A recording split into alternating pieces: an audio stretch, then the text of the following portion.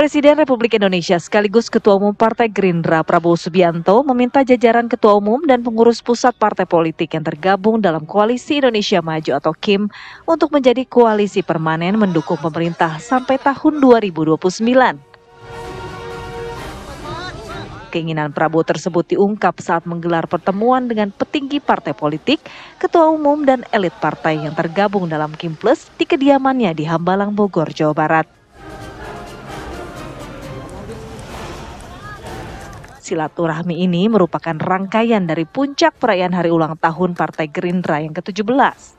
Sebelumnya dalam Kongres Luar Biasa Partai Gerindra, Prabowo Subianto kembali terpilih menjadi Ketua Umum DPP Partai Gerindra periode 2025-2030. Prabowo juga mengumumkan bahwa dirinya maju kembali sebagai calon presiden di Pilpres 2029 mendatang.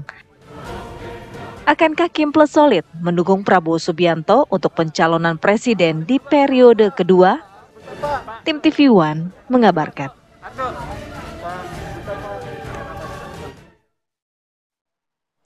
Ya, ini Ketua Umum Partai Amanat Nasional Zulkifli Hasan memberikan selamat kepada Prabowo Subianto karena kembali dipilih sebagai Ketua Umum Partai Gerindra dan juga dicalonkan sebagai Capres 2029 oleh Partai Gerindra. Dan berikut pernyataan dari Zulkifli Hasan. Saya mengucapkan selamat kepada Pak Prabowo sudah dipilih menjadi Ketua Umum Gerindra kembali.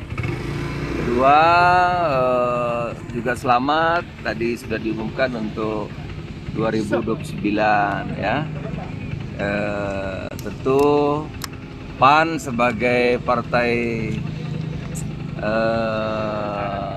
teman seperjuangan, teman setia pada saatnya akan diajak bicara. Bang Zul, ya, makasih. Selain undangan ngapain lagi?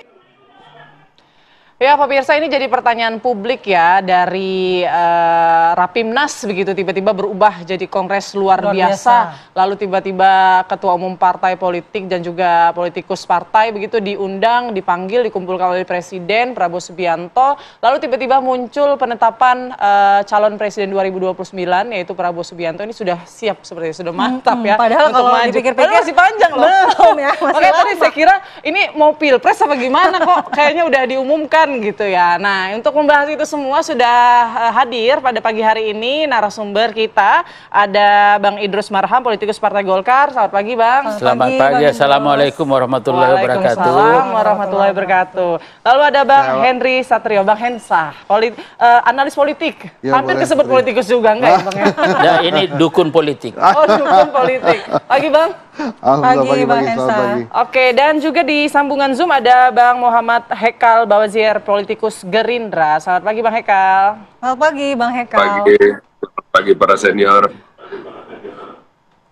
Baik, langsung saja mungkin Bang Hekal bisa menjelaskan, Bang, dari Rapimnas tiba-tiba berubah jadi KLB, lalu penetapan Pak Prabowo jadi calon presiden 2029, ini apa saja yang dibahas kemudian Ketua Umum dikumpulkan pada saat itu? Kalau Rapimnas itu kan memang sudah kita rencanakan akan diadakan bersamaan dengan ulang tahun. Itu mungkin bagian daripada semangat efisiensi Pak Prabowo juga gitu kan. Dan dalam suasana Rapimnas itu kan memang forumnya itu untuk mengagendakan apa yang mau dibicarakan. Nah, dalam forum itu akhirnya dibahas, toh kita udah punya semangat dan pemahaman yang sama, kita ingin Pak Prabowo melanjutkan. Akhirnya kita langsung ditawarin apakah mau langsung dirubah menjadi Kongres luar biasa, dan akhirnya semua setuju dan langsung dirubah. Jadi sekaligus acaranya selesai satu hari gitu kan. Dan di dalam Kongres luar biasa kan, sebagaimana kongres-kongres sebelumnya, memang kita udah sepakat Pak Prabowo untuk melanjut 5 tahun ke depan sebagai ketum. Beliau juga lanjut sebagai Ketua Dewan Pembina untuk periode 2025-2030, dan juga sebagai formatur tunggal untuk menyusun susunan kepengurusan untuk periode DPP yang akan datang ini. Lalu yang kita semua bahagia ini kan sekaligus kita tetapkan beliau sebagai calon presiden di 2029, dan itu kan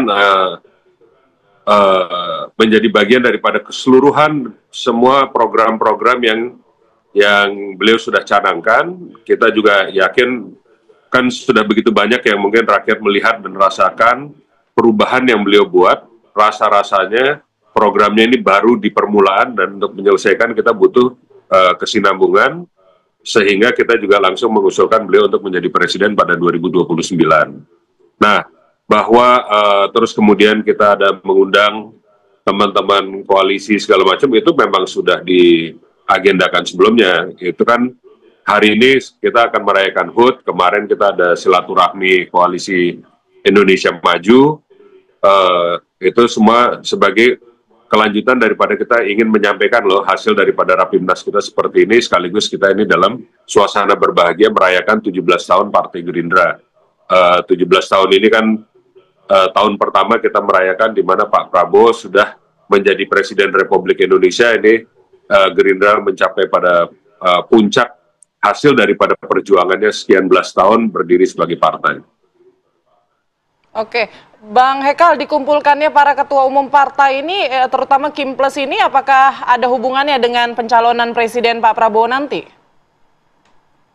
Kalau saya rasa itu kan baru dari kita ya, itu dari keinginan Partai Gerindra untuk kesepakatan Partai Gerindra hasil daripada Kongres, tentu kita harus menyampaikan kepada koalisi kita. Jadi dari acara kita koalisi kemarin, tujuan utamanya kan yang pertama-tama disampaikan oleh Bapak Presiden, Pak Prabowo Subianto adalah menyampaikan terima kasih atas perjuangan kita sama-sama pada pemilu kemarin yang mengantarkan beliau menjadi Presiden Republik Indonesia.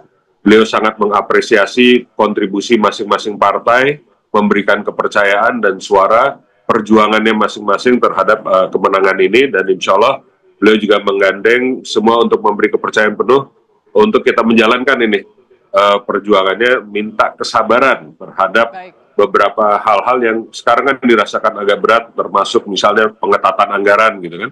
Tapi ini semua ada rencananya beliau yang kemarin juga sebagian dijabarkan lagi, dan mudah-mudahan ini menjadi bagian dari cita-cita yang diinginkan oleh kita semua, dan akan diwujudkan dalam periode ini. Nah, jadi utamanya terima kasih, dan beliau juga mengajak untuk bagaimana kalau koalisi ini kita bikin koalisi permanen.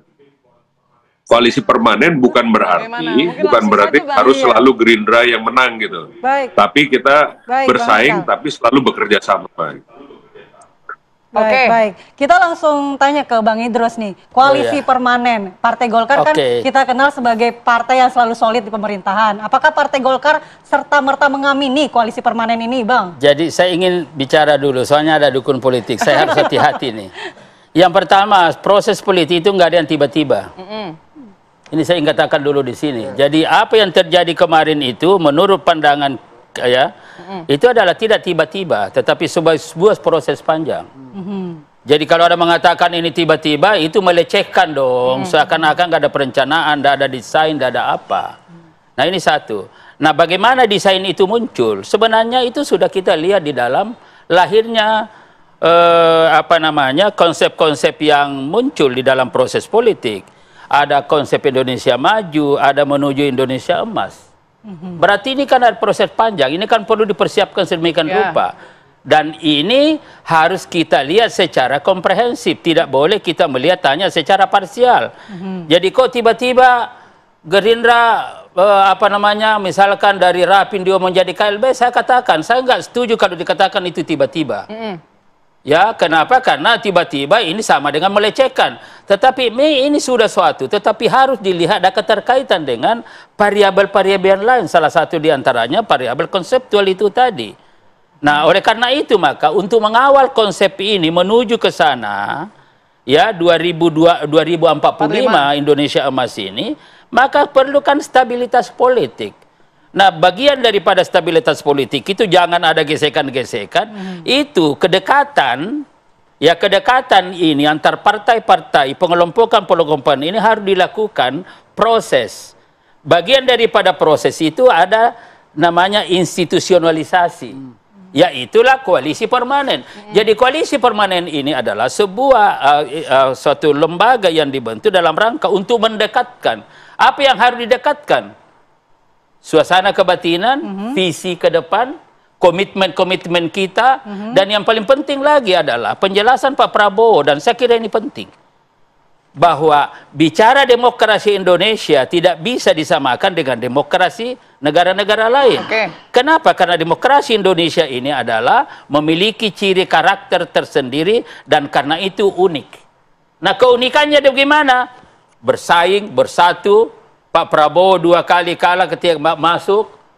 Jadi ini kan keunikannya. Nah, kenapa begitu? Karena kembali kepada berasaskan pada kekeluargaan, kegotong royongan, dan di situ tidak boleh misalkan mendegradasi nilai-nilai dasar yang ada. Apa nilai-nilai dasar itu? Harus tetap kritis, harus tetap bersaing secara kualitas. Saya kira itu yang harus kita luruskan dulu, sehingga sekali saya katakan bahwa proses politik harus terencana, ya tidak tiba-tiba, tiba masa tiba akal. Dan sekali lagi, Golkar kalau ingin bicara tentang koalisi permanen, Pak Bahlil Lahadalia selaku ketua umum sebelum ini, dan saya punya keyakinan mungkin sudah ada dialog juga dengan Pak Prabowo sebagai ketua umum Gerindra.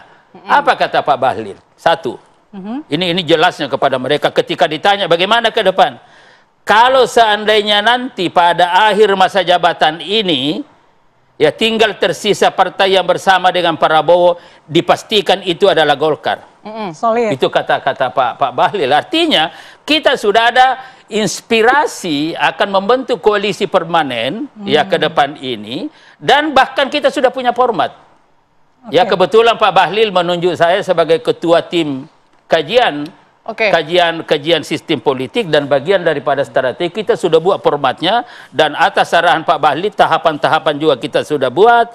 Nah, bagaimana situasi nanti format koalisi permanen seperti apa? Ya tentu ada nanti kepemimpinan, ada tata kerja, itu yang penting. Ini kan kalau saya tangkap kan arahnya lebih kayak koalisi ini kemudian untuk mendukung gitu ya target pemerintah atau target kita di 2045 di Indonesia emas begitu ya. Tapi kan kita nggak bisa menolak opini publik karena berdekatan sekali dengan penetapan capresnya Pak Prabowo di 2029. Jadi akan disangkut-pautkan. Tapi nanti Bang Idrus tahan dulu ya. Bang Idrus udah nggak sabar pengen jawab. Tapi nanti sesaat lagi Bang Idrus kita akan. Tapi jangan dulu dukung politik. Oke.